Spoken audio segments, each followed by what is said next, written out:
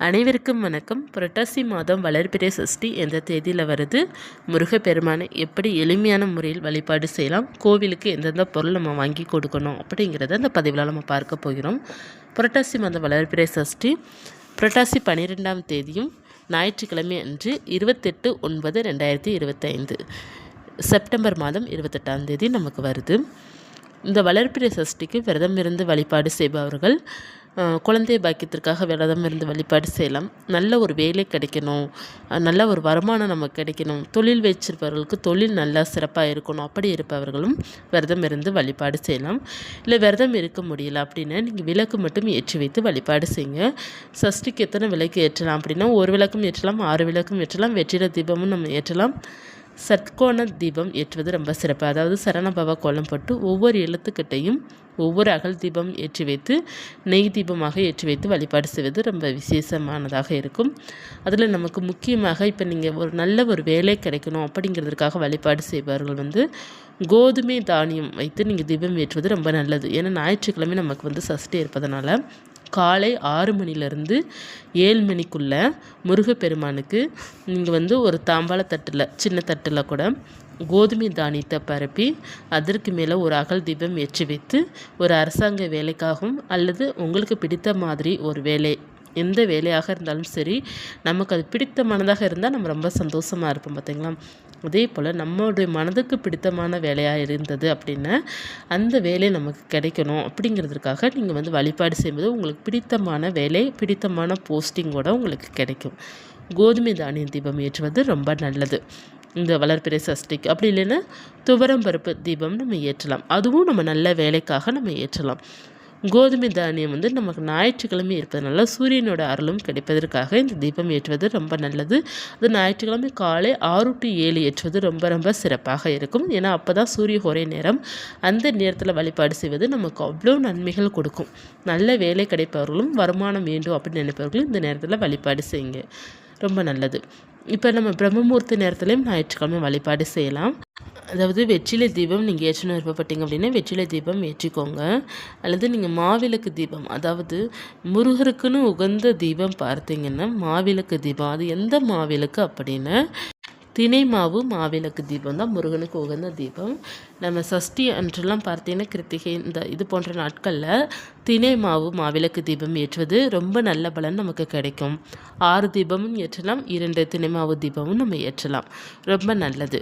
இப்போ தினை மாவு உங்களுக்கு கிடைக்கல அப்படின்னா கூட நீங்கள் சாதாரணமாக அகல் விளக்கு ஏற்றி வைத்து கூட வழிபாடு செய்யலாம், அதுவும் தவறு கிடையாது.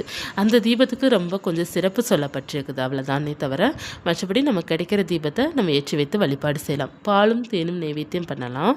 மற்றும் மாதுளம் பழம் இருக்குது பார்த்தீங்களா, அதை நம்ம நைவேத்தியம் பண்ணுவது ரொம்ப நல்லது. சிவப்பு நிற பூக்களால் அலங்காரம் செய்யணும். பன்னீர், ரோஜா, செவ்வரளி பூக்கள், மல்லிகை பூக்களால் அலங்காரம் செய்து கொள்ளலாம்.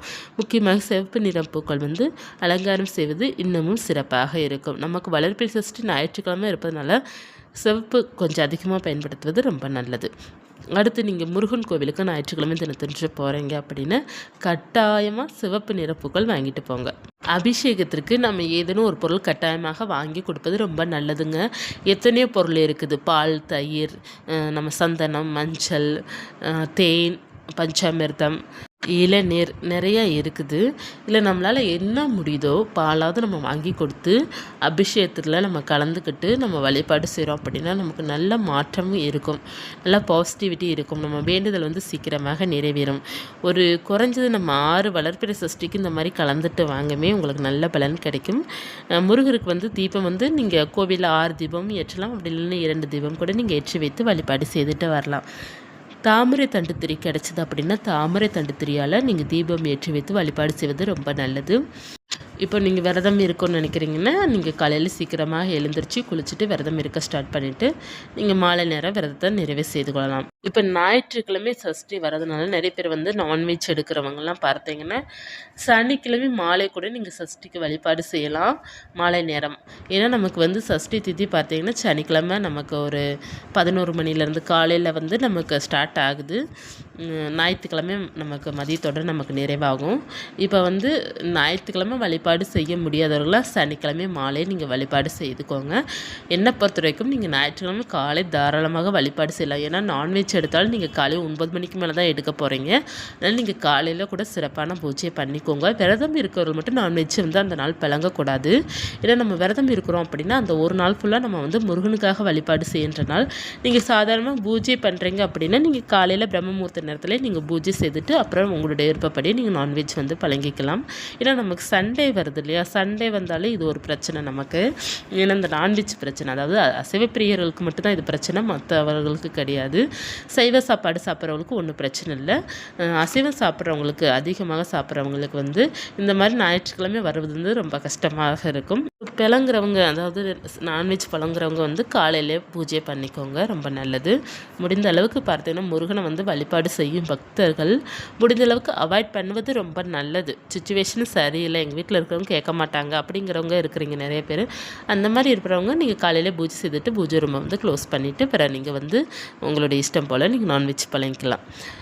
கட்டாயமாக வந்து முருகர் பக்தர்கள் முருகனுக்கு உகந்த நாளென்று இந்த சஷ்டி தினத்தன்று கட்டாயமாக வழிபாடு செய்யுங்க. முடிந்தளவு ஒரு தீபத்தை ஏற்றி வைத்து ஒரு கல்கண்டு நைவேத்தியம் பண்ணால் கூட போதும். முருகன் அருளோடு நமக்கு நல்லதே நடக்கும்.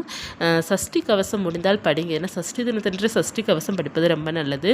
மந்திரங்கள் பார்த்தீங்கன்னா ஓம் சரணபவாய நமக சொல்லலாம். ஓம் சஷ்டி நாயகனே நமோ நமக. இந்த மந்திரத்தை கூட நம்ம 6 முறை, 11 முறை, 9 முறை, 21, 27, 108 முறை நம்ம சொல்லலாம். நிறைய மந்திரங்கள் இருக்குது. ஓம் ஐம் ரீம் வேல் காக்க இருக்குது. நிறைய நாமங்கள், முருகன் உள்ள நாமங்கள் இருக்குது. நமக்கு என்ன எளிமையாக வருதோ அந்த நாமத்தை சொல்லிட்டு முருகனை வந்து மனமுருகி பிரார்த்தனை பண்ணோம் அப்படின்னா நம்மளுடைய வரங்கள் அத்தனையுமே நடக்கும். நம்பிக்கையுடன் ஒவ்வொரு நாளும் நம்ம இருக்கணும். முருகன் நமக்கு வந்து செய்து கொடுப்பார். சின்ன ஏதாவது சோதனை வந்தாலும் வந்து கவலைப்படாமல் ஸ்ட்ராங்காக இருங்க, நிச்சயமாக நல்லதே நடக்கும். சஷ்டி வழிபாடு நம்ம வாழ்க்கையில் வந்து பொருளாதார முன்னேற்றத்தை நிச்சயம் கொடுக்கும். நல்ல ஒரு மாற்றங்கள் கிடைக்கும். இந்த நாளை மிஸ் பண்ணிடாதீங்க. மீண்டும் ஒரு தளருடன் உங்களை சந்திக்கிறேன். நன்றி.